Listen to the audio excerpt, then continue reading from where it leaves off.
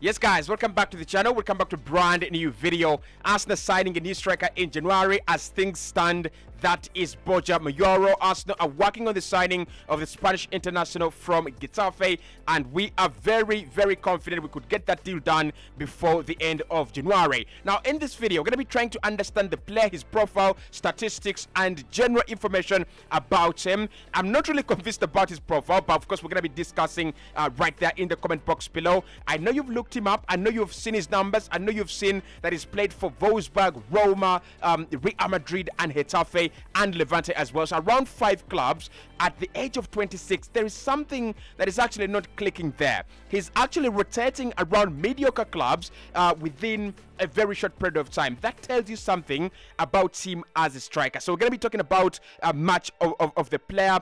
Mikel Arteta thinks he is a good profile. So let's dive in. Why is he a good profile? Just to tip you, he's much better in finishing than Gabriel Jesus and Edin Ketia.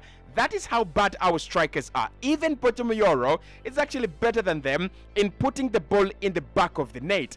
Can you actually believe it? Hit the like button for me. Subscribe to the channel as well. Let's get this video to 300 likes and let's see how Arsenal fare on this transfer journey. Now, Borja Moyoral's full name is Borja Moyoral Moya.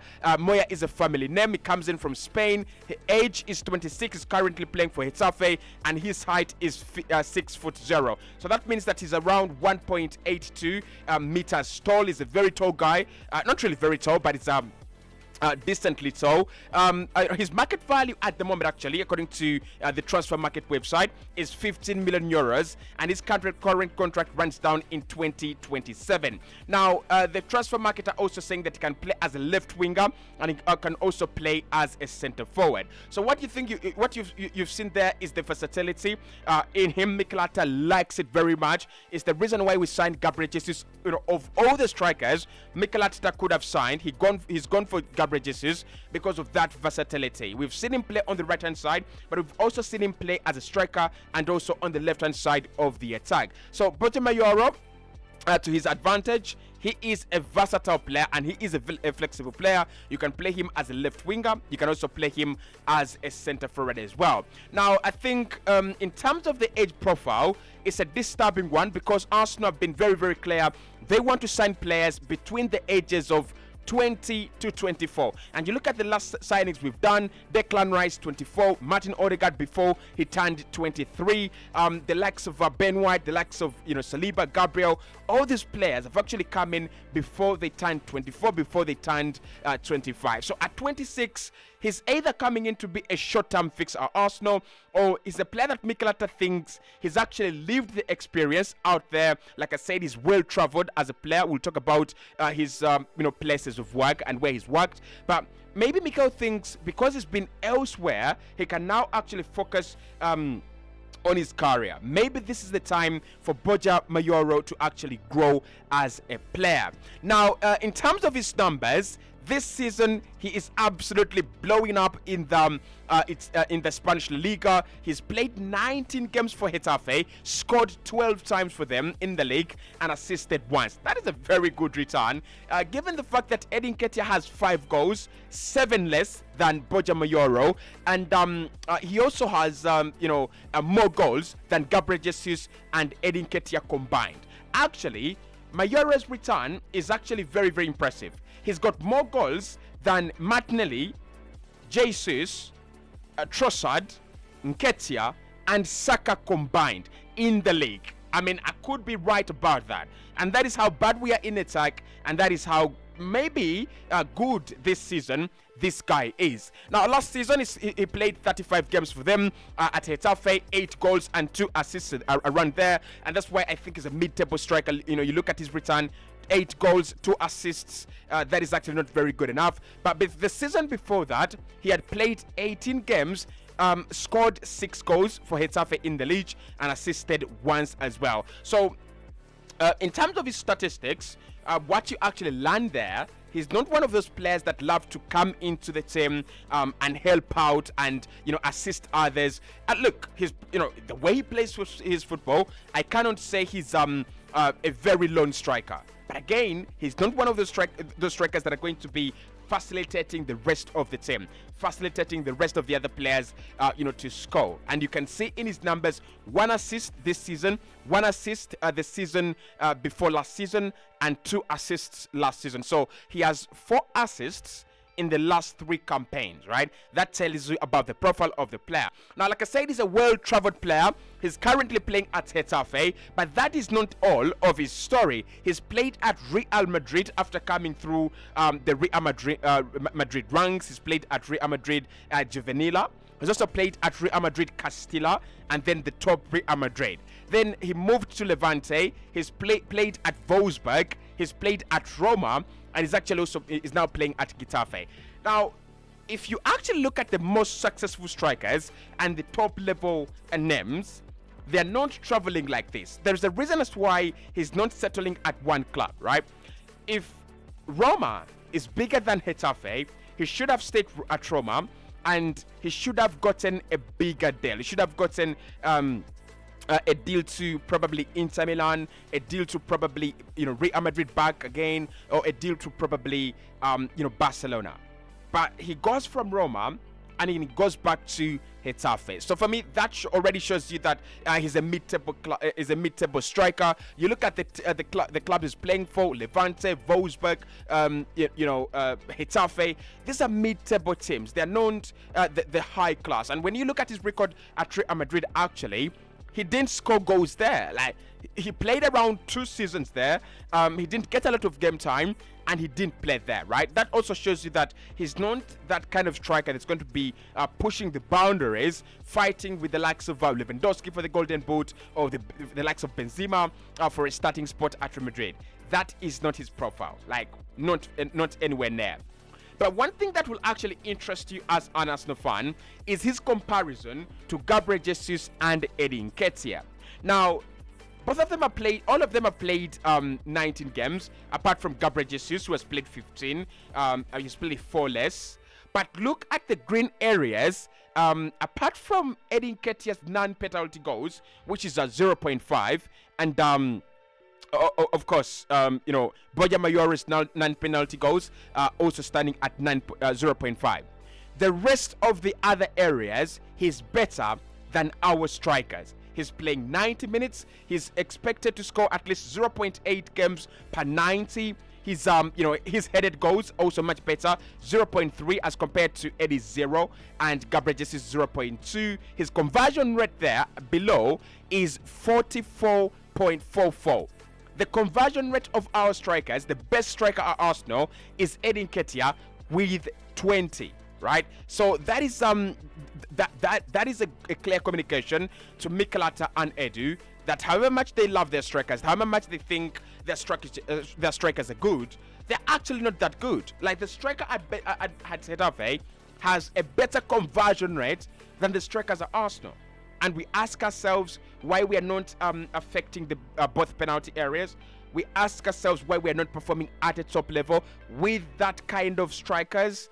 I'm sorry, we are just a joke. We are just joking. So let's try to dive into his roles as a player and his profile on the pitch. Basically, what does he do on the pitch? How does he score his goals? And how does he fit into the broader team? Now, he's one of those players that I don't expect to play for Spain unless the worst goes to the worst. I mean, Morata has represented us for a while, but I think Morata is a quality striker. Quality player, maybe not a quality striker, but he's a quality player, and he's becoming good as actually ages as well. So first and foremost, what I've written here, he is a mid-table mediocre striker, 8 to 16 games per goals per campaign, and that is what he's going to get you. Not very far away from Eddie Nketiah, right? I think Arsenal would only sign him and should only sign him on a short-term basis. He comes in right in January, and by the time we get to June, July, he's gone, right? He's absolutely gone. I don't see him as a very good backup striker to a new number 9 that we would be bringing in, and I would actually prefer, if he can come in at Arsenal, he can live in the summer together with Eddie Nketiah, and that means that Gabriel Jesus becomes our second striker, and we bring in a typical number 9. For Arsenal to sign a player who scores 8 to 16 goals a campaign, that is a joke. Like, that is actually, jumping from the cooking oil flamping to fire. You just can't do that. It's a deal that doesn't make any sense. Right now, I would take him. It makes any sense getting anyone, as long as he can make us score goals, as long as he can lead that line much better than Edin Ketia, much better than Gabriel Jesus. We don't have a big choice, right? We don't have a lot of choices. We are kind of beggars at the moment. So at the moment, I would take him, but I don't think he's a long-term target. I don't think he's a long-term player Arsenal should be looking at. It should be a short-term basis, probably 1 year and a half, right, or 2 years. So he plays until the summer, and then he signs a 1-year deal probably at Arsenal. I would take that, right? If Arsenal are trying to rebuild their attack slowly but surely. But him coming in as our number 9, thank you, but no, he's not that level. He's not the level we are looking for. We are looking for Erling Haaland levels. We are looking for Hurricane levels, and this is not the guy. Now, there is an argument around European strikers at the moment that as they grow, they actually become better, and they have got that longevity aspect now growing among them. And there's so many strikers we have looked at.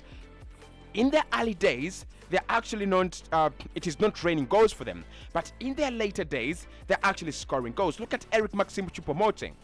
Choupo-Moting right now is one of the strikers that you could say are benefiting from longevity. But even the likes of Edin Dzeko, we have seen, the likes of Romelu Lukaku, we have seen as well, and the likes of Lautaro Martinez. As these strikers are growing older, they're actually scoring more goals. So maybe that could be a reason for Mikel Arteta to believe in Borja Mayoral's theory. But at the moment, I'm not really convinced about his goal scoring rate and his ability to actually lead the Arsenal line in the long term. Now, he is a typical number 9, always in the penalty area. That is a tick. That is a green box. That's a green box ticked right there. It's one thing I like from my strikers. It's one thing I want my strikers to do. I want them to be able to score, but I want them to be in the penalty area. We want a fox in the box. Now, I think we create a lot of chances, and Mikel always talks about it in his press conference, that it is shameful and it is very painful the way Arsenal lose games. Because the way we lose games is not because we can't create, and not because we don't get there. We get there. We get into the dangerous areas. We have a lot of key passes. We have a lot of key entries in key areas of the opponent. But we don't have those players always there in that zone to score the goals. So Borja Mayoral, among the things I've seen his profile, him being a box striker, him being a typical number 9 is something that I've loved. Just get a number 9 that will plant himself in the opponent's penalty area, and when it comes, it will fall his way. It will always fall in his way. Now, another aspect of his game is the counter attacks. He is not really super quick, right? But I think he's Oli Watkins levels in terms of speed and also in terms of counter attacks. So if you play the ball onto him, or if you play the ball in space and is running between 2 defenders, he has got around a 40% chance that he's going to score that goal. And I've seen some of his goals in Spain, and they're actually impressive in terms of counter attacks. For a guy who is kind of tall, right? I mean, he's going to the Alexander Isak levels in terms of height. For him to be able to run and protect the ball, and even score solo goals in terms of counter attacks, that is something that Arsenal would actually benefit from. There are times where we are not always in possession. There are times where the opponent have picked up the ball, they drop it in midfield, and Odegaard would have to release one of the runners. And if that runner is Borja Mayoral and he can finish some of those chances, that is something that we can benefit from.